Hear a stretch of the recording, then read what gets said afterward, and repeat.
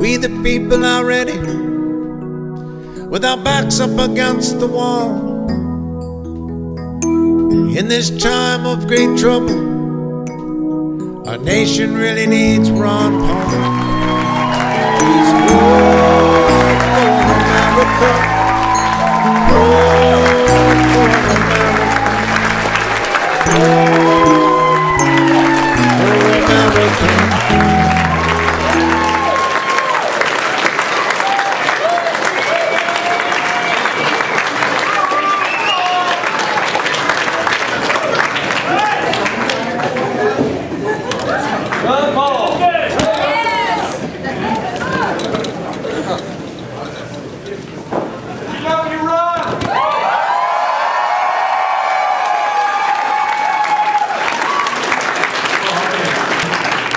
Speak to you, I haven't been introduced. But I do want to introduce two people that walked in with me. My wife, and that's Carol.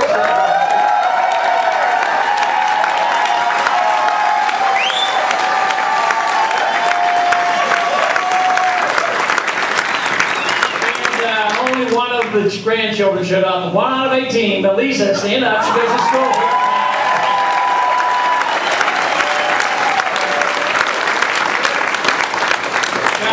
You know, I've been going all week. I've been up in Washington when Carol stays home most of the time. We'll come to Washington on occasion, but today I had to get back, even though we were pretty busy last night. You know, we had CPAC and various other things, and a fair number of interviews this week, but we finished up late last night, and then Texas time, I think I got up at 3 a.m.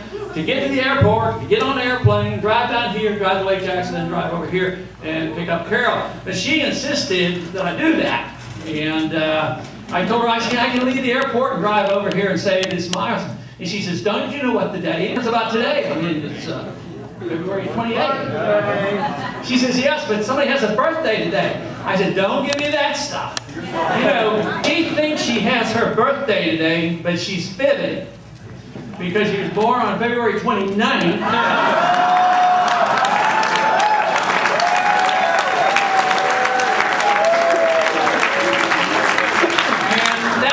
The calculation, you know, when we got married, you know, I only had to get her a present every 4 years. But no, she had a different argument. She said she should have a birthday on the 28th and March 1st. I don't know. That hasn't quite worked out that way, but anyway. But I am delighted to be here. Actually, this sounds almost like a political rally because that's conceivable. But, you know, things have been going well. Not for the country, but for our movement. Because there's a greater need than ever for people like you to really have an impact on this country.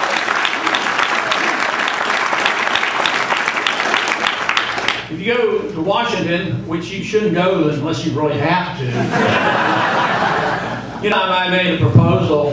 It's not as appropriate now, but I made a proposal once that the members of Congress ought to be paid a lot more money. Now, I want to preface it by telling you that we did get some put in this, in all that mess in that appropriation bill that just got passed at, you know, that $787 billion. There was one other Democrat and myself had put into there that there will be no more automatic pay raises for the members of Congress.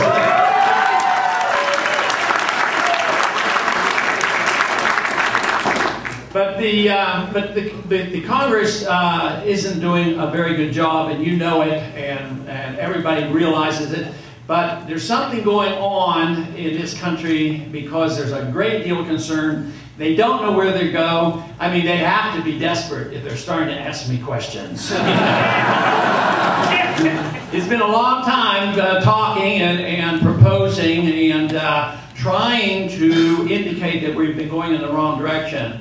But not that they're paying that much attention to me, but they are paying a lot of attention to free market ideas, and they're looking for answers because, believe me, they don't have it. In spite of what happened in the last election, in spite of what they're doing on a daily basis, they're realizing that they're a long way off from a solution.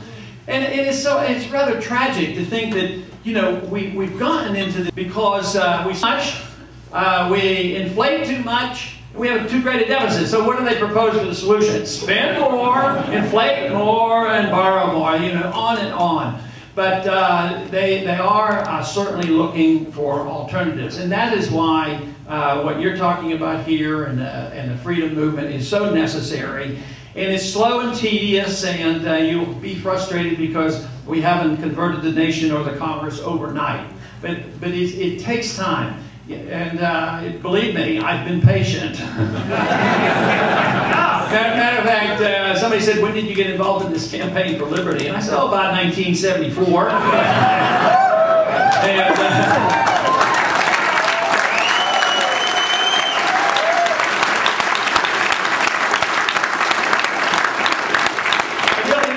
expected a whole lot to happen other than making a record and saying, you know, this is what we should have done and this is what we could have done and this is how you should have voted, and maybe someday somebody would look and pay attention to it. Now, in the last year and a half, during the presidential campaign, more happened than I thought would happen, quite frankly. I know others had wished more had happened, but that wasn't to be. But to me, as far as I'm concerned, a lot did happen. I discovered there were an awful lot of people like you out there that really had no place to go. You knew about it, you thought about it, you were encouraged to think that if we could only get off the ground, we could have successes.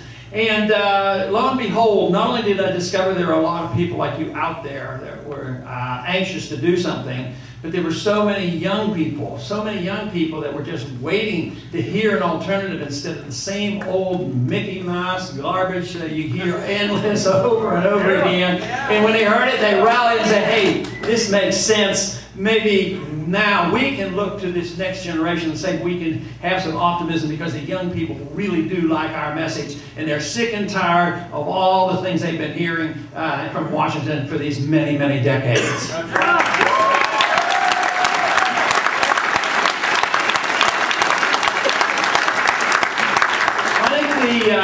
The best thing has come from it is the attention that we're to get our message out, and we all on occasion, you know, we had a debate or two that we had a little bit of attention, sometimes not all that great, but last night I was talking, I said, you know, we actually had some debates where I got booed on national television. Can you imagine such a thing?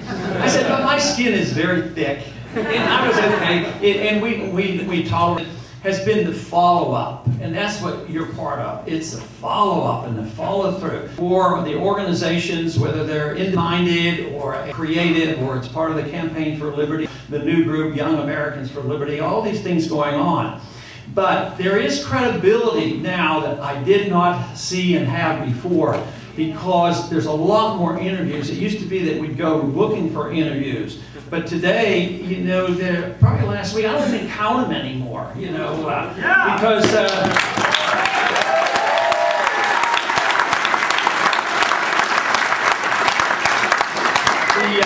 you know, that friendly Fox station, you know, that wasn't treating our message all that kindly during the campaign. I think I've been on this show 28 times since the campaign's been over. That is good, because they do certainly have a greater sympathy for the free market, and that is fine. And that we can reach people who are conservative on the free market indication, you know, issues. At the same time, if we gain credibility there, maybe they'll pay more attention and figure out that the shortcomings of the philosophy of foreign intervention, as an endless war and endless spending in America, is the part of the reason we're in this economic mess, and you got to put the two together.